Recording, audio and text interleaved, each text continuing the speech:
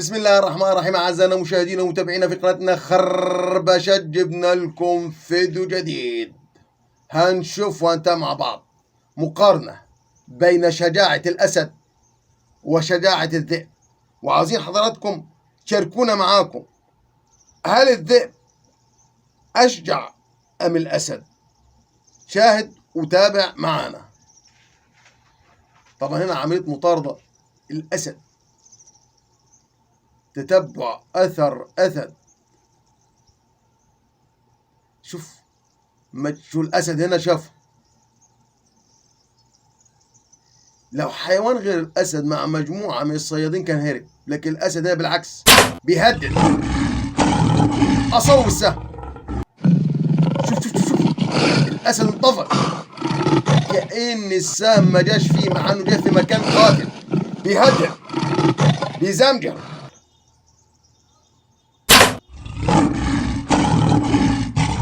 أصوب سهم آخر. شوف خلاص الأسد في قمة الغضب لكنه سقط.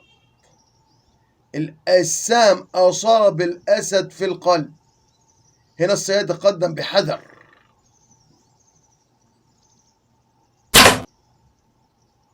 ضربوا سهم أخير.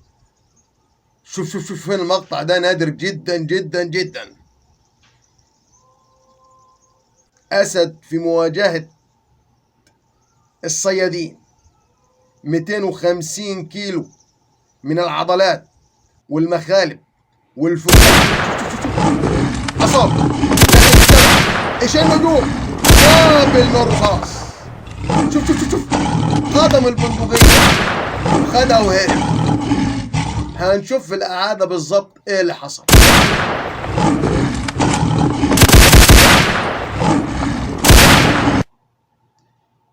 شوف البندقية بين فك الأسد، خدها وجري بيها. مقطع نادر. هنا الذئب أصاب، الذئب يلتف، عض البندقية. شوف مقارنة. بالنسبة لك الأسد أشجع أم الذئب؟ اكتب لي في التعليقات.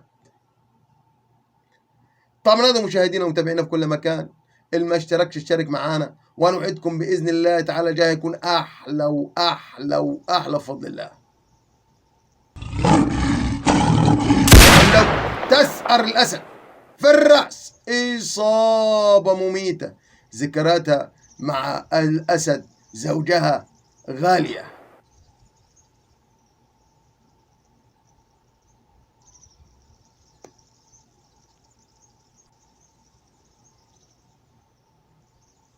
هنا نعيد المقطع من جديد. مقطع هجوم الأسد على الصيادين. يهجم. مقطع فريد يستحق انه يشاهد مرة أخرى.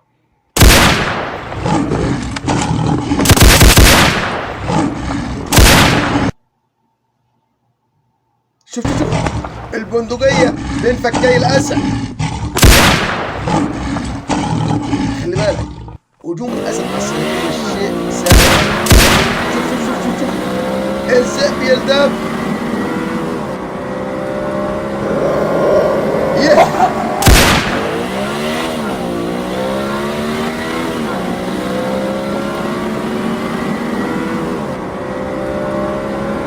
شوف شجاعة.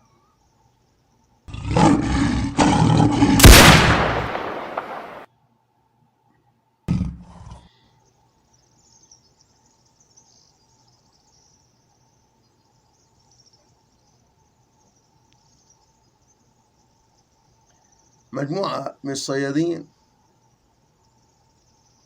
حابين يصيدوا أسد، لكن هنا بيواجهوا كنت العصاب. شوف الأنثى التف بتهدد. ليه الأسود عامة ما تهربش ليه؟ لأنها ده بالنسبة لها إهانة إنه تترك عارينها أو المنطقة نفوذها، ده بالنسبة للأسد إهانة. شوف شوف شوف، مصابة حاول شن هلوم، أكد عليها بسهم ثالث في القلب، سقطت. لقطات من أقوى لقطات الصيد. الفهد المرقب أو النمر المرقب، الليبر، مستلقي على الشجرة، والصيادين في وضع الاستعداد.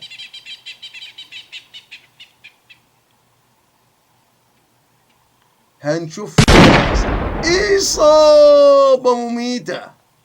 الأسد أصاب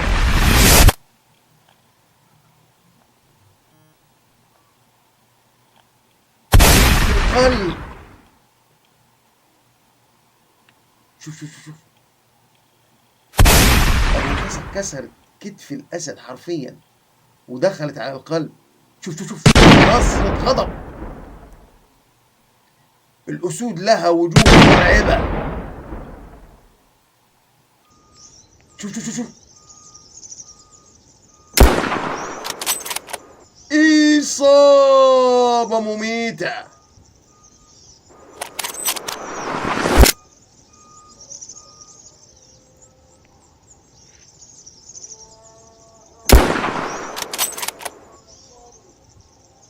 في الفم، إصابة مميتة كذا. شوف شوف شوف شوف، الرأس، إصابة قاتلة. الفهد أو الليبر، في فرق بين الفهد الصياد شيتا والفهد المرقط أو النمر المرقط الليبر.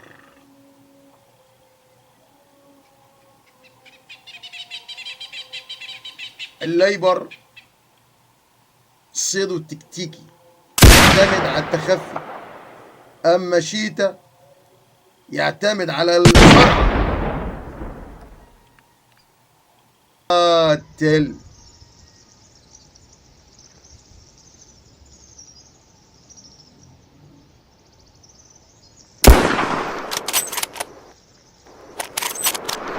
الصدر.